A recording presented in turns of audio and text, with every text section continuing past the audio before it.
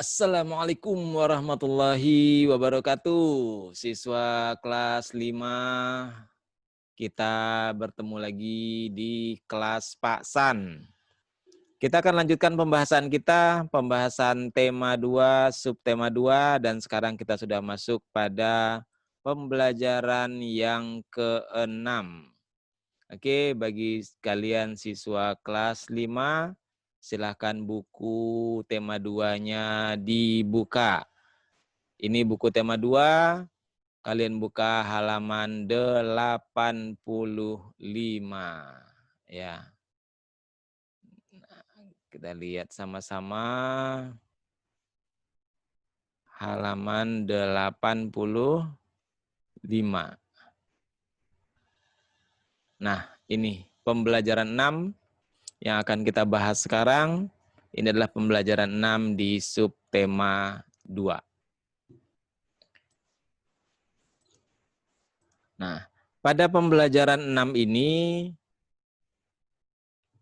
beberapa hal yang nanti diharapkan bisa kalian capai adalah dengan membaca teks ya dan mendengar penjelasan guru, diharapkan kamu dapat menjelaskan tentang musyawarah ya. Jadi kamu mengerti dan bisa menjelaskan tentang musyawarah.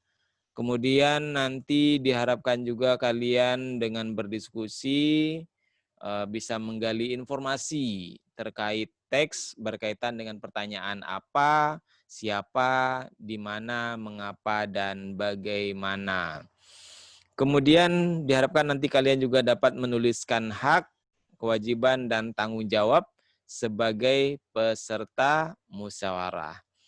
Selain itu, ada tujuan lainnya juga. Dengan menyimak penjelasan guru, kalian mampu mengidentifikasi unsur-unsur persiapan dalam peragaan karya tari dengan properti. Juga nanti tentunya bisa membuat peta pikiran, ya, menjelaskan unsur-unsur yang harus dipersiapkan untuk memperagakan suatu karya tari yang telah dipilih. Itu. Nah, mari kita belajar. Dalam pembelajaran 6 ini, kalian lihat di sini ada Edo dan teman-teman sekelasnya bermusyawarah, ya. Nah, jadi ini Edo, ya. Kemudian di sini ada Siti dan teman-temannya. Mereka membicarakan tentang rencana peragaan tari.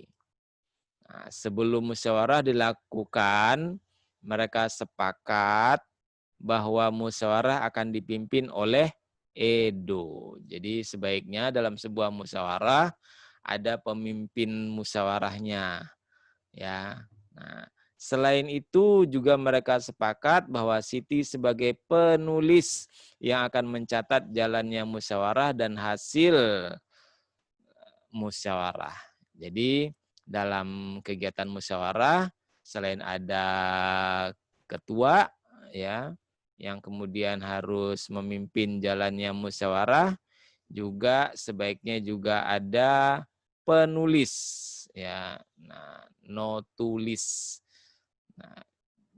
Nah, tugasnya notulis adalah mencatat jalannya musyawarah dan hasil dari musyawarah. Nah, lalu apa itu musyawarah? Oke, mari kita bahas. Di sini ada teks yang cukup panjang. Ya, banyak sekali hal-hal penting dari teks ini. Dengan membaca teks ini diharapkan kamu mengerti banyak hal yang terkait dengan pengambilan keputusan dengan musyawarah. Jadi ini tentang musyawarah. Setiap warga masyarakat mempunyai tanggung jawab ikut serta dalam mengambil keputusan bersama. Jadi ini adalah tanggung jawab kita untuk mengikuti musyawarah. Kemudian keputusan bersama adalah suatu keputusan yang sudah ditetapkan berdasarkan pertimbangan, pemikiran, dan pembahasan yang matang. Jadi keputusan bersama itu sudah dipertimbangkan. Karena apa? Karena sudah dimusyawarahkan, semua anggota memikirkannya, ya, mempertimbangkannya, dan dibahas sehingga kemudian didapat satu keputusan. Nah, keputusan bersama haruslah mewakili kepentingan seluruh anggota atau seluruh peserta rapat. Iya, jadi karena semua merasa berkepentingan, maka semua akan terlibat dalam pengambilan keputusan itu. Dan apapun keputusannya, maka ini merupakan keputusan yang harus dilaksanakan dengan penuh rasa tanggung jawab, ya. Nah, oleh karena itu, sebuah keputusan harus dipatuhi dan dilaksanakan oleh semua peserta rapat tanpa terkecuali dan tanpa membeda-bedakan. Nah, hasil dari keputusan yang diambil tidak boleh hanya menguntungkan satu pihak saja, ya. Tetapi semua pihak harus merasa diuntungkan dari keputusan itu. Karena keputusan bersama harus menampilkan rasa keadilan dan semua peserta rapat mempunyai kedudukan yang sama. Itu poin-poin pentingnya. Nah, di sini dijelaskan lagi nilai yang mendasar ya dalam pelaksanaan rapat atau musyawarah tadi. Nah, nilai apa saja? Di sini ada nilai kebersamaan. Ya, pengambilan keputusan harus dilakukan secara bersama-sama ya dalam satu tempat dengan tujuan yang sama demi kebaikan bersama. Nah, walaupun peserta rapat berasal dari latar belakang yang berbeda, namun tetap harus mendahulukan kepentingan umum, ya, mengenyampingkan kepentingan pribadi. Nah, nilai apa lagi yang harus ada dalam sebuah musyawarah? Nah, ini nilai kebebasan mengemukakan pendapat. Nah, bebas artinya apa? Kita tidak dapat pesan dari orang lain, ya, semua peserta rapat boleh mengutarakan pendapatnya. Pendapat yang diberikan harus logis dan masuk akal, ya. Nah, kemudian tidak memaksakan pendapat sehingga tidak menimbulkan perpecahan. Ini sesuai dengan norma dan juga dalam rapat jangan sampai menyinggung perasaan orang lain. Nah, berarti ada nilai menghargai pendapat orang lain di situ. Ya, bagaimana menghargainya? Setiap peserta rapat harus mendengarkan, ya. Bagaimana kita menghargai kalau kita nggak mendengarkan, ya. Kita dengarkan pendapat orang lain, ya. Jangan menyela, jadi mendengarkan tanpa menyela. Ya, orang yang sedang mengungkapkan pendapat, jangan disela. Biarin dia sampai selesai. Nah, kita pahami usulannya dia itu kalau memang bagus, ya kita nyatakan persetujuan kita gitu loh. Jadi kita boleh menyetujui juga pendapat orang lain. Nah, kalau kita punya pendapat yang berbeda, baru kemudian kita sampaikan juga pendapat kita itu, ya. Bila kita tidak setuju dengan pendapat yang dikemukakan peserta lain. Nah, terus ada nilai lain yaitu nilai jiwa besar, lapang dada dalam melaksanakan keputusan dengan penuh rasa tanggung jawab. Jadi kalau misalnya sudah disepakati, walaupun kita tadinya tidak setuju dengan kesepakatan itu, maka kita harus ikut melaksanakan hasil keputusan itu dengan rasa penuh tanggung jawab. Seperti itu. Nah, di sini ada nilai persamaan hak. Ya, jadi ada nilai persamaan hak, yaitu seluruh peserta rapat diberi hak yang sama untuk memukakan pendapatnya. Tadi di awal kan seperti itu. Kemudian mereka juga diberi kebebasan untuk mengungkapkan ide dan gagasannya. Nah, musyawarah mufakat ini merupakan salah satu bentuk upaya pengambilan keputusan bersama yang sesuai dengan nilai budaya bangsa Indonesia yang demokratis. Ya, musyawarah berarti membicarakan dan menyelesaikan secara bersama suatu persoalan dengan maksud untuk mencapai mufakat atau kesepakatan. Nah, ini ya, musyawarah itu adalah membicarakan dan menyelesaikan bersama suatu persoalan. Nah, jadi dengan membicarakan dan menyelesaikannya bersama, maka diharapkan kita bisa dapat satu keputusan yang baik dan tentu hasilnya juga akan lebih baik. Nah, artinya musyawarah adalah pembahasan bersama ya suatu masalah guna mencapai keputusan. Nah, apa bedanya dengan mufakat?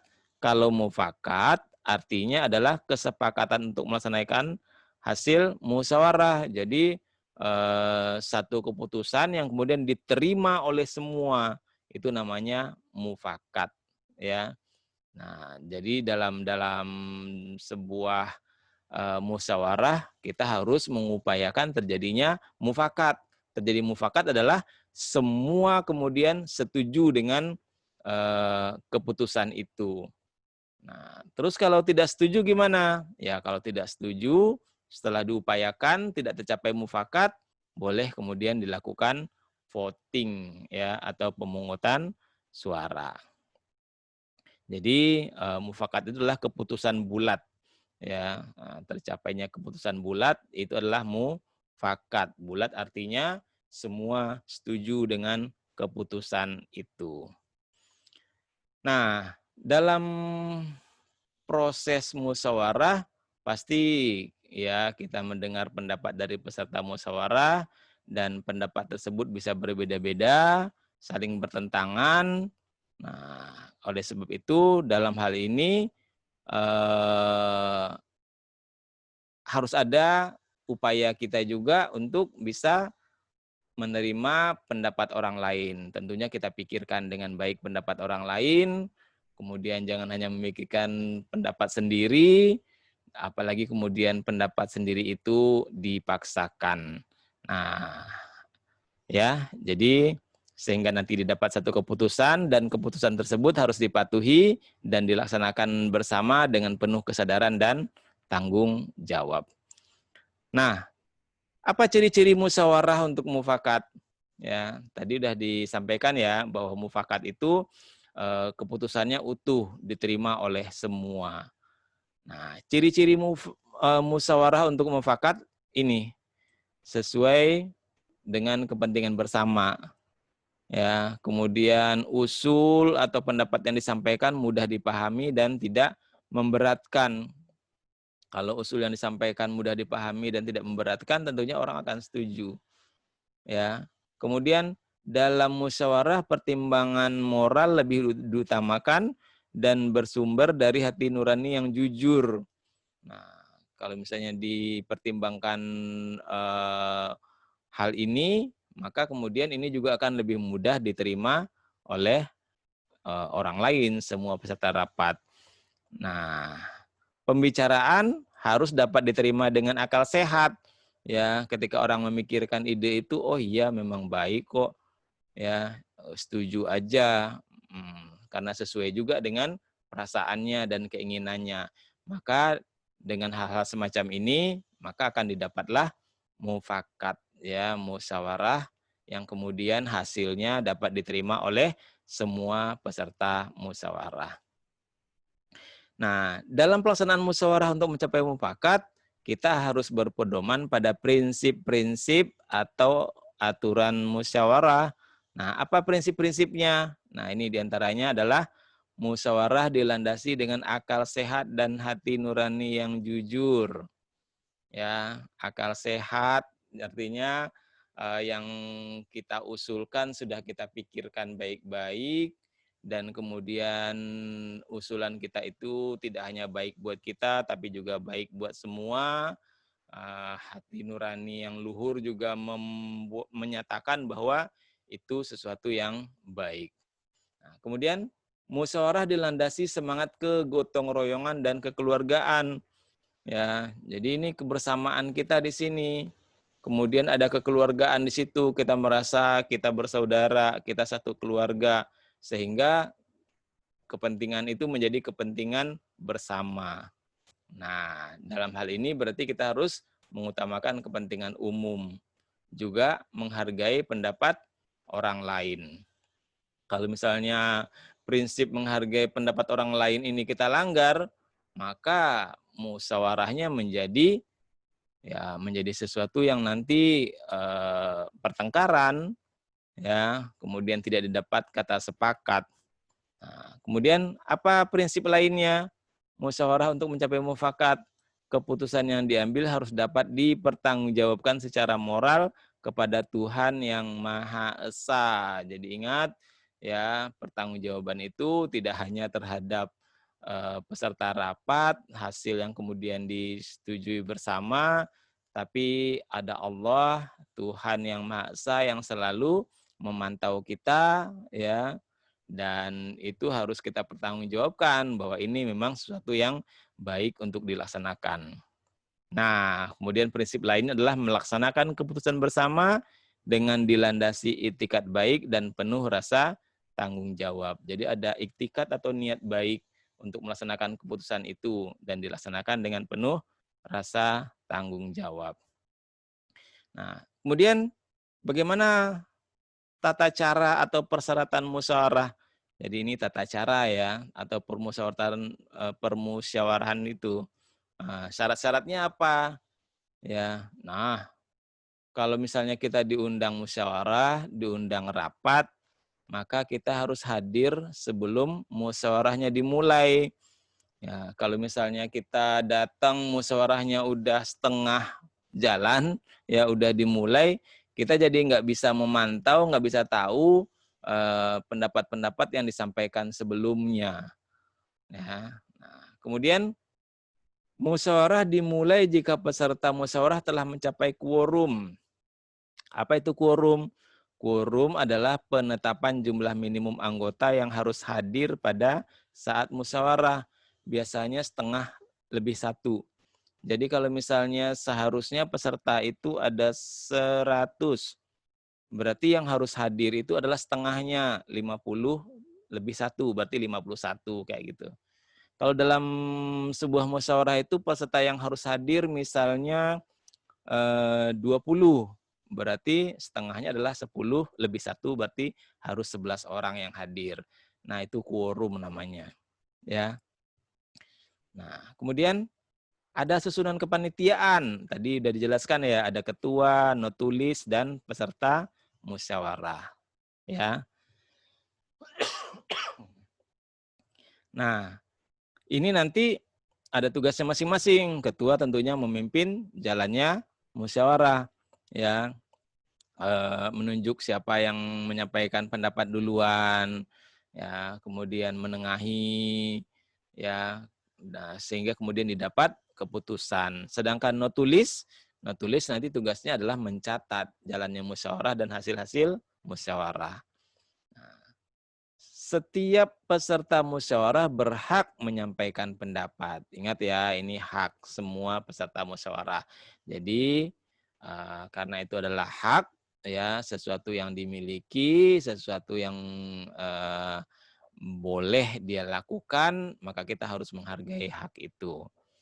Nah, kemudian setiap peserta musyawarah juga harus menghargai pendapat orang lain. Ini kewajiban kita. Ya, kalau tadi ini hak, yang ini adalah kewajiban. Kewajiban kita menghargai pendapat orang lain. Nah, ditegaskan lagi di sini, pendapat yang disampaikan harus dapat diterima akal sehat, tidak untuk kepentingan pribadi atau golongan, tidak menimbulkan perpecahan, ya. Nah, kemudian juga tidak menyinggung perasaan orang lain. Oke, itu beberapa hal penting yang cukup banyak ya tentang musyawarah. Mungkin kamu tidak bisa menangkap seluruhnya yang Bapak sampaikan pada kesempatan ini, tapi kamu bisa baca lagi berulang-ulang ya yang ada di buku itu, digaris bawahi hal-hal pentingnya sehingga nanti kamu menjadi lebih mengerti. Nah, di sini masih ada ternyata poinnya yaitu cara-cara mengeluarkan pendapat. Ya, jadi kalau dalam musyawarah, kemudian kamu sebagai peserta musyawarah, lalu punya ide, punya pendapat, lalu kamu ingin mengutarakan atau mengeluarkan pendapatmu itu. Jadi gunakan cara-cara seperti ini. Bagaimana? Nih, pertama mengacungkan tangan ya. Jadi acungkan tangan dulu.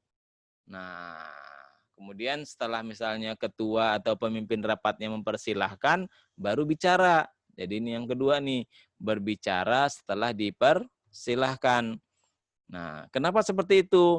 Karena kalau misalnya pemimpin rapat atau ketua rapatnya sudah mempersilahkan, maka yang lain ya diharapkan bisa mendengarkan ya apa yang ingin kamu sampaikan.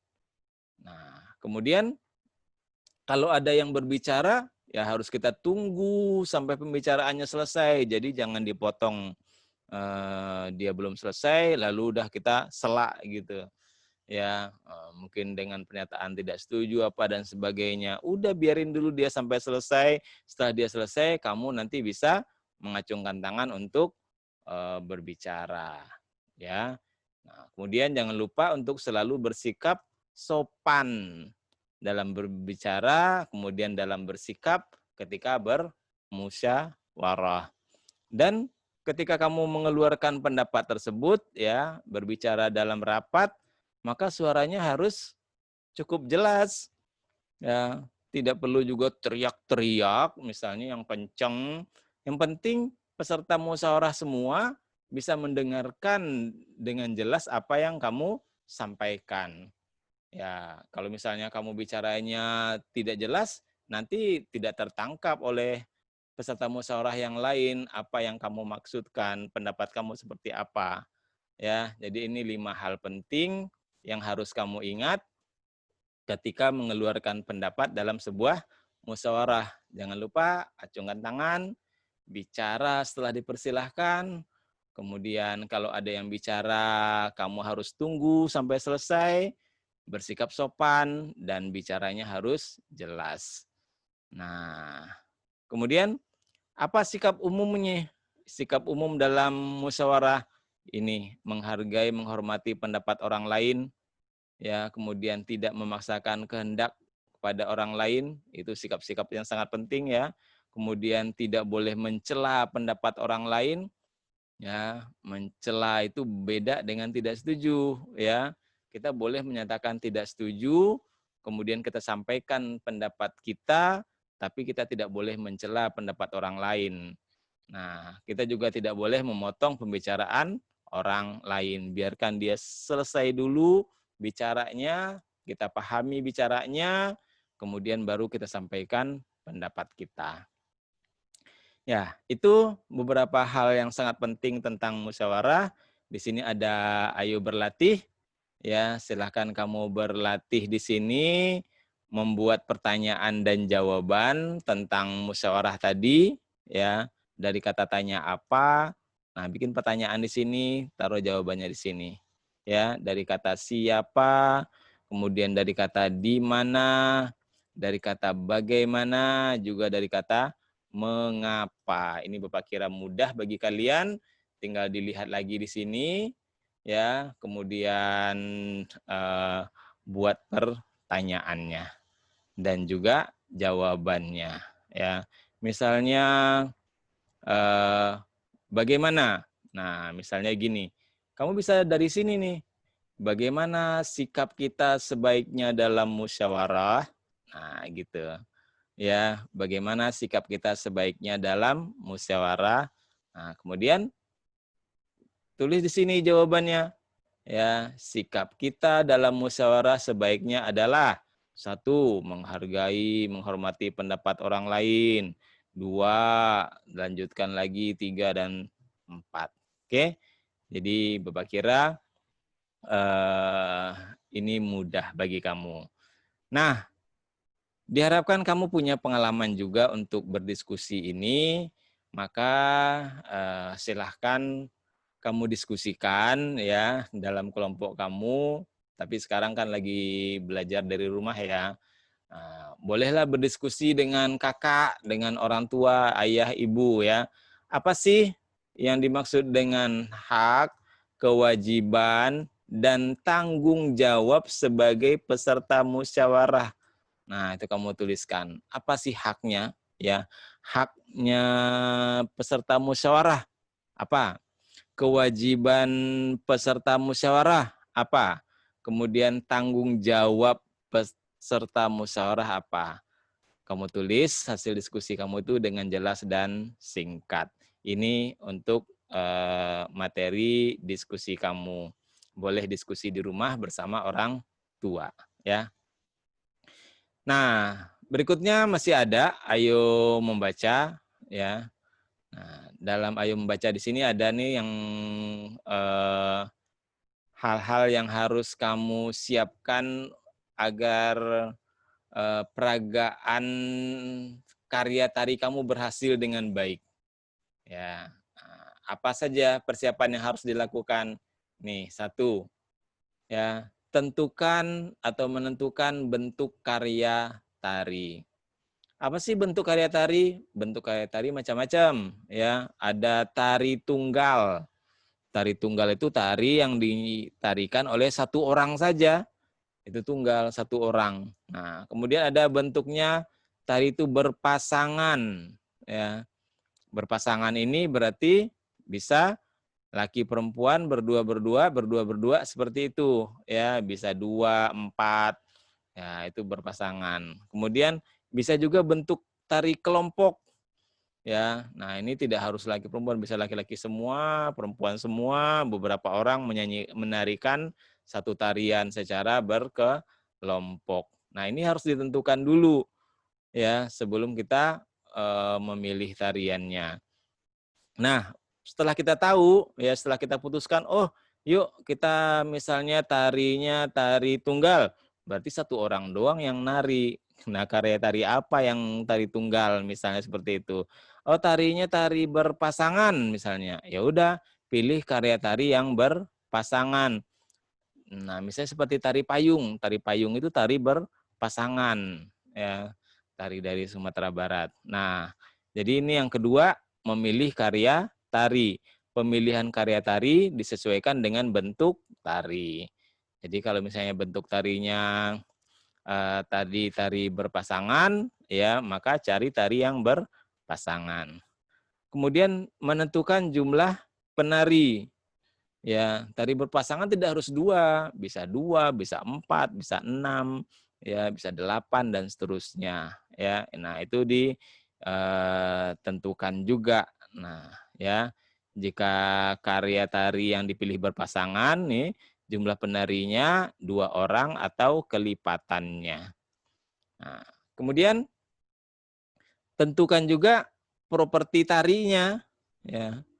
Properti tarinya. Kalau tadi misalnya milih tari payung, ya berarti propertinya adalah payung, ya. Nah, dari latihan sudah digunakan payungnya, sehingga nanti pada saat pentasnya sudah terbiasa, ya.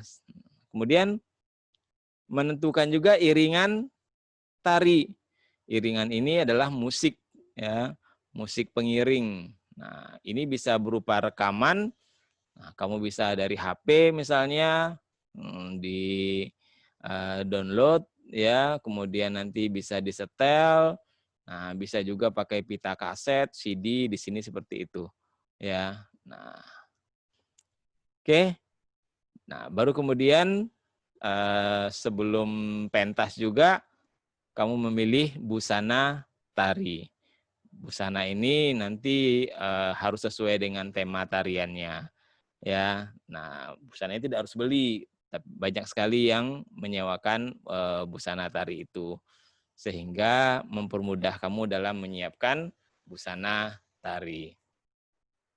Nah, eh, unsur-unsur ini, ya, unsur-unsur ini, 6 hal ini nih, nah itu bisa kamu tulis di dalam bagan ini, ya.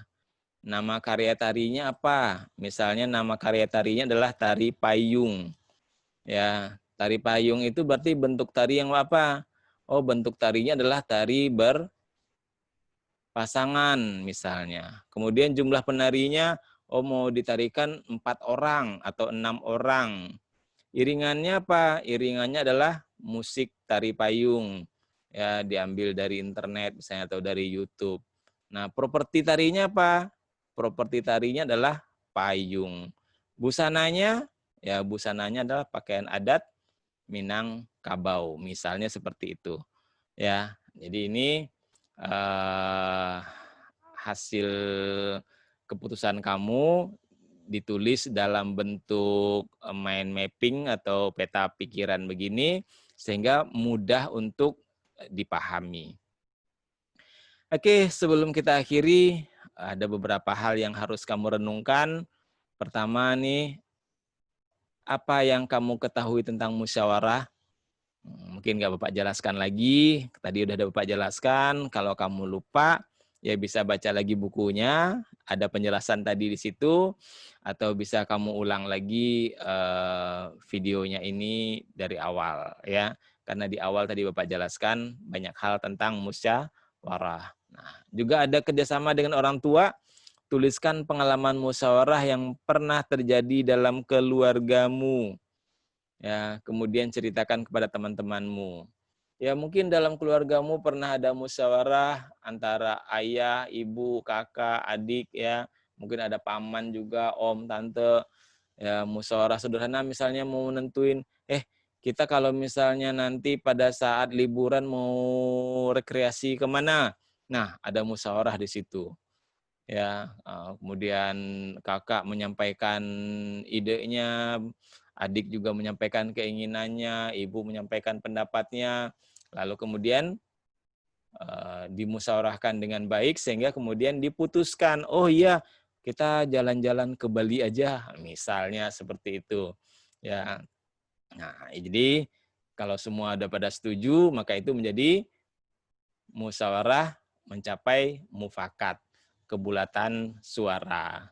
Tapi kemudian kalau misalnya nggak setuju, enggak, aku mau ke sini, mungkin terpaksa di voting. Nah, mana suara terbanyak, maka semua harus setuju dengan suara terbanyak itu. Oke, itu contoh pengalaman musyawarah yang pernah terjadi dalam keluarga. Kamu ceritakan ya kepada teman-temanmu. Bapak kira itu yang bisa kita sampaikan dalam materi pembelajaran yang ke-6, subtema 2, tema 2 di kelas 5. Semoga ada manfaatnya dan membuat kalian menjadi lebih mengerti, lebih jelas pembelajaran di kelas 5 ini, walaupun belajar dari rumah, jauh dari guru, tapi Bapak berusaha jelaskan pada kalian materi-materi itu. Oke, Bapak akhiri. Assalamualaikum warahmatullahi wabarakatuh.